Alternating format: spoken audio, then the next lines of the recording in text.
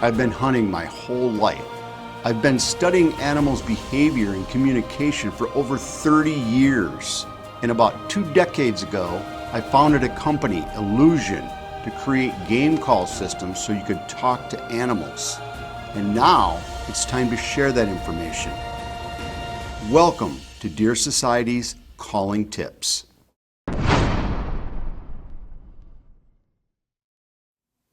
Now we're going to talk a little bit about communicating and what I call real-time strategies or techniques.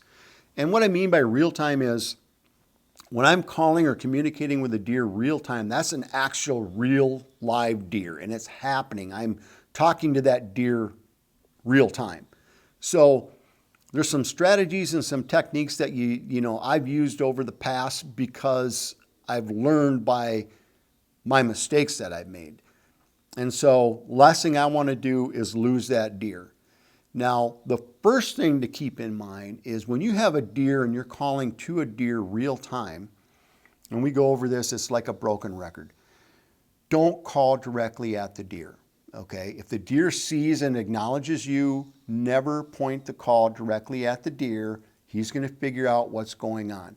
So let's talk about reading the deer's body language. Those ears are like little radar swivels, okay? Now, a deer does not have to look at you in order to acknowledge the fact that it heard you. So reading the deer's body language is extremely important. So if I'm calling at a deer that's within sight, the very first initial conversation that I have with that deer, I'm looking to read the deer's body language. And so what I'm going to do is I'm going to make my call, whatever that might be, to start the conversation or to get a reaction out of that deer. And I'm going to see how that deer reacts. What's happening? Is it a doe? If it's a doe, does her head pop up? Does she turn and look at me? Is the deer up looking around, sniffing and moving around and I try and acknowledge to her? Do her ears kind of swivel? Is it a windy day? I'm not sure if she heard me. If her ears swivel and she kind of just stops her body and her ears swivel like, did I hear something? She doesn't have to look at you. That just acknowledged to you that, oh, she heard something and her ears are swiveling in directions. And that tells you that she's trying to figure out more, trying to learn more about what's going on around her as far as the communication piece goes. So that's one thing about reading a deer. The other thing is do they get that straight upright posture? Do they get freaked out? I mean, you can tell, and then all of a sudden they lift that leg, boom, and they pop it. Now, did they get a little worked up because they're worried about warning the fawn around them if it's a doe? Or did they pick up on something they didn't like? Those are all things you got to kind of think about. What did you say to that deer?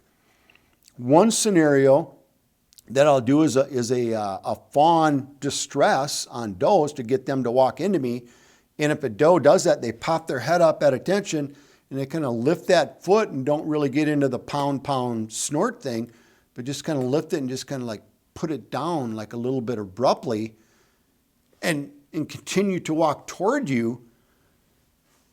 They're acknowledging that something's going on and they want to see what's going on. So I'm reading that deer.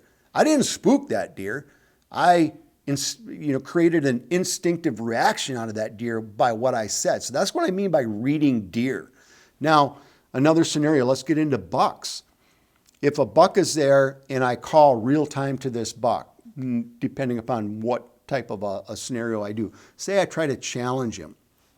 And if I challenge this buck or I do a contact grunt at a buck to let him know another buck is in the area, the first thing I do is I watch his body language.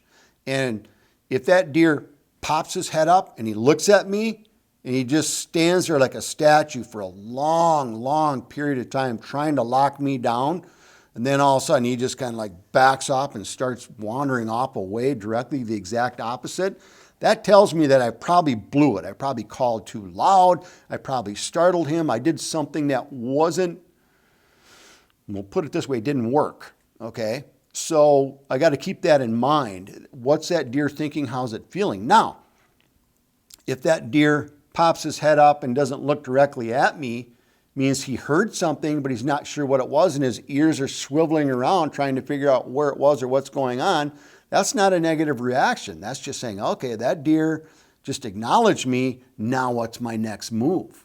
Okay. Now, if that deer acknowledges me and swivels his ears, and I do a directional calling of another challenge to him, and all of a sudden I see a posture where he just gets mad, or he starts raking a tree and he's moving his head, or if I see the fur start to get a little bit darker, that means that the hair is bristling up a little bit on the neck or on the middle of the back. That tells me I just irritated that deer. I just made him mad and upset and angry. And that's can be a good thing too. So it's reading that body language. So let's just say that deer reacts and he starts coming my way, okay, after I do a call or a scenario. Now I really want to read that body language. Is he being kind of like very cautious? Is his fur flat? He's not upset? Is he just like barely like trying to be like a real stealthy and trying to sneak and just kind of looking around? Or is he coming in kind of like tight and muscled and almost kind of pounding the ground, upset, and maybe jumping to a baby trot and then stopping and staring me down? That tells me something completely different.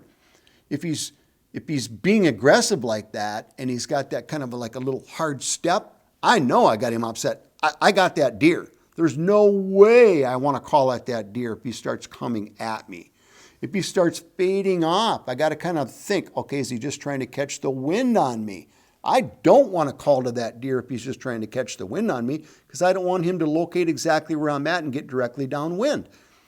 But if I see he's faded off and it looks like I might be losing him, maybe he's going to go up to protect his does or protect an area, then I might have to do something to say, hey, I got one of your does down here, and then I may start calling. So reading that deer's body language is so important. That's a very common thing. People think that just because a deer doesn't react directly or come directly at you, that they don't hear you. They could be reacting to you and you're just not reading it properly. So reading the deer is so important and it's something you really got to focus on.